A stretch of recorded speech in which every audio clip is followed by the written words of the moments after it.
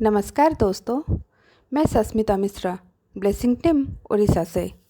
हम चर्चा कर रहे थे परमहंस योगानंद जी की किताब ऑटोबायोग्राफी ऑफ योगी। तो चलिए अब आगे की यात्रा। वही फोटो इस पुस्तक में छपी है। लाहिड़ी महाशय के सींचे में ढली सुंदर आकृति से ये नहीं पता चलता है कि किस वंश और किस जाति से हैं। उनकी अपनी और सबको आकर्षित करने वाली रहस्यमय मुस्कान में उनके ईश्वर के साथ साक्षात्कार की खुशी की झलक थोड़ी थोड़ी दिखाई देती है। बाह्य जगत से उनकी कम से कम रुचि और संबंध है। इसका स्पष्ट रूप से उनकी आधी खुली और आधी बंद आंखें संकेत देती है।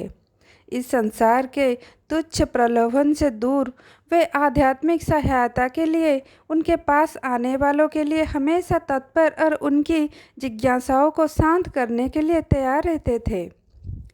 गुरुदेव के पवित्र चित्र के दर्शन मात्र से स्वास्थ्य लाभ करने के कुछ दिनों बाद मुझे एक अति प्रभावपूर्ण दिव्य दर्शन हुआ।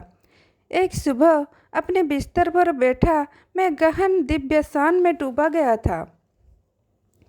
बंद आंखों के अंधकार के पीछे क्या है, इस तरह का तीव्र जिज्ञासापूर्ण विचार बड़े वेग से मेरे मन में आया। उसी क्षण मेरी अंतर्दृष्टि के सामने तेज प्रकाश पुंज फैल गया। मुझे अपने ललाट के दीप्तिमान पट में पर्वत गुफाओं से ध्यान लीन अवस्था में बैठे साधु संतों की आकृतियाँ एक चलचित्र की भांति दिखने लगी। आप कौन हो? मैंने जोर से पूछा। हम हिमालय के योगी हैं। ऐसे आकर्षीय जवाब का वर्णन करना कठिन है, लेकिन ऐसा दिव्य जवाब पाकर मेरा हृदय गदगद हो गया। ओह, मैं भी हिमालय जाने की तीव्र इच्छा रखता हूँ और आप जैसा बनना चाहता हूँ। वो दृश्य गायब हो गया, लेकिन रजत किरण भूतंकर रूप में अनंत की ओर विस्तृत होते गई।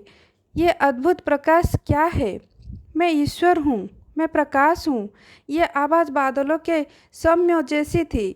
मैं आपके साथ एकाकार होना चाहता हूँ। यद्यपि वो दिव्य आनंद कम होता गया, पर उसके द्वारा ब्रह्म की स्थायी खोज की विरासत प्राप्त करने की सफल रहा। ईश्वर शाश्वत और नित्य नवीन आनंद देने वाला है। ये स्मृति मेरे हृदय पटल पर लंबे समय तक बनी रही। बचपन की एक और स्मृति असाधारण और उल्लेखनीय भी है, क्योंकि उसका चिट आज भी मेरे हाथों पर है। एक दिन मेरी बड़ी बहन उमा और मैं सुबह सुबह अपने गोरखपुर के अहाते में नीम के पेड़ के नीचे बैठे हुए थे। वो मुझे बंगाली भाषा पढ़ना सिखा रही थी। बीच बीच में खाली समय में आसपास के तोतों के नीम के पक्के फलों का खाते निहार रहे थे। उमा ने अपने पैरों पर एक फोड़ा होने की शिकायत की और उस पर लगाने के लिए मरहम की डिब्बियाँ ले आई। मैंने उसमें से थोड़ा सा मरहम अपने हाथ पर लगा लिया। क्या तुम अपने स्वस्थ हाथ पर दवा लगा रहे हो? क्योंकि दीदी, मुझे लगता है कल यहाँ एक फोड़ा निकलेगा। मैं तुम्हारे मरहम की जांच कर रहा हूँ जहाँ पर ये फोड़ा निकलेगा। चल, झूठे कहें के दीदी, मुझे झूठा मत कहिए। जब तक सुबह आप ये ना देखें कि वाकई क्या हो गया है, मुझे अपनी बेइज्जती महसूस हुई और क्रोध से भरकर बोला मैंने। उमा पर उसका कोई असर नहीं पड़ा और उसने मुझ पर 3 बार अपना ताना कसा। मेरी आवाज़ में एक दृढ़ निश्चय था और मैंने धीमे से जवाब दिया। मैं अपनी इच्छा शक्ति के दम पर कहता हूँ कि कल मेरे हाथ में ठीक इसी जगह एक अच्छा खासा बड़ा फोड़ा हो जाएगा और तुम्हारा फोड़ा का आकार मेरे से दुगना होगा। अगली सुबह मेरे हाथ में एक बहुत बड़ा फोड़ा निकला और उमा का फोड़ा उससे दुगना बड़ा हो गया। चीखते हुए मेरी बहन माँ के पास दौड़ते हुए गई। मुकुंद जादू टोना करना सीख गया है। माँ ने गंभीर होकर मुझसे कहा, किसी को नुकसान पहुंचाने के लिए कभी शब्दों का शक्ति का इस्तेमाल मत करना। और मैंने अपनी माँ के शब्दों का अक्षर पालन किया। मेरे फोड़ों को चीरा लगाकर ठीक किया गया। डॉक्टर द्वारा चीरा लगाने का हल्का सा निशान आज भी है। मेरे दाहिने हाथ का निशान मुझे मेरे द्वारा कहे गए शब्दों की शक्ति का याद दिलाता है। वे सरल और अनजाने में हानि रहित वाक्य जो मैंने उमा दीदी को कहे थे, क्योंकि वे मैंने पूरी तमन्ना से गहराई से कहे थे। उसने इतनी शक्ति पैदा की कि वो विस्फोटक बम पैदा करने की ताकत बन गए थे। बाद में मुझे समझ आया कि किसी के जीवन के संकट को बचाने के लिए वाणी की विस्फोटक स्पंदन शक्ति का सदुपयोग किया जा सकता है और इस प्रकार शल्य रहित यानी बिना चीर फाड़ के घाव को भरा जा सकता है। हमारा परिवार पंजाब के लाहौर शहर में स्थानांतरित हुआ। वहाँ पर मैंने जगत माता काली रूप का चित्र प्राप्त किया। इसी चित्र की वजह से हमारे घर की बालकनी में एक अनौपचारिक छोटा सा मंदिर बना। अनायास ही मेरे मन में विचार आया और विश्वास भी, इस पवित्र स्थान में मेरे द्वारा हर संकल्पित प्रार्थना यहाँ पर करने से पूर्णता को प्राप्त होगी। एक दिन उमा के साथ खड़ा मैं दो लड़कों के घर की छतों पर पतंग उड़ाते हुए देख रहा था। उनके और हमारे घरों के बीच एक बहुत संकरी गली थी। तुम आज इतने शांत क्यों हो? उमा ने खेल खेल में मुझसे धक्का देते हुए कहा। मैं सोच रहा था कि कितनी आश्चर्य की बात है कि मैं जो कुछ मांगता हूँ मेरी जगत माता मुझे वो दे देती है। मुझे लगता है कि वे तुम्हें ये दोनों पतंग दे देगी। मेरी बहन ने मेरा उपहास उड़ाते हुए कहा। क्यों नहीं, मैं मन ही मन उनको पाने की प्रार्थना करने लगा।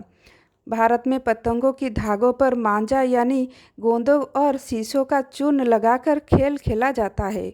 हर प्रतिद्वंदी एक दूसरे की पतंग के धागे को पतंग के धागे से काटने का प्रयास करते थे।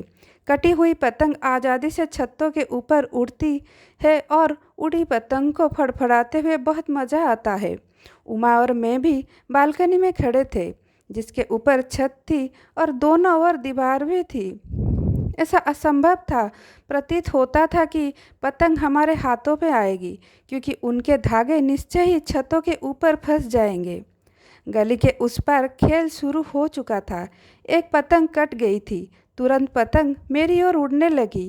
एक क्षण के लिए वो रुई और फिर हवा में झोंके के साथ उसका धागा सामने वाले घर की छत पर मांगते हुए पौध में फंस गया और मेरे पकड़ने के लिए अब पूरा फंदा बन गया था। मैंने अपना पुरस्कार उमा को सौंप दिया। यह तो केवल एक संयोग मात्र था, न कि तुम्हारी प्रार्थना का उत्तर। यदि दूसरी पतंग भी तुम्हारे पास आ जाए तो मैं मानूंगी।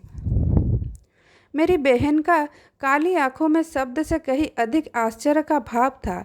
मैंने अपनी प्रार्थना जारी रखी। अब मैं हृदय की गहराइयों से जोर लगा रहा था। दूसरे खिलाड़ी द्वारा पतंग को जोर से झटका मारने से उसका धागा भी टूट गया। हवा में नाचती हुई वो पतंग मेरी तरफ आने लगी। मेरा सहायक नागफनी का पौधा उसके फिर पतंग के धागे से अपने को फंसाकर जरूरी फंदा बनाया, जिससे मैं उसे पकड़ सकूं। मैंने अपनी दूसरी ट्रॉफी भी उमा को दी। निश्चय ही जगतमाता तुम्हारी सुनती है।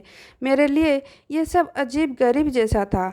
मेरी बहन एक डरी हुई हिरनी की तरह वहाँ से भाग गई। आज के लिए इतना ही। नमस्कार।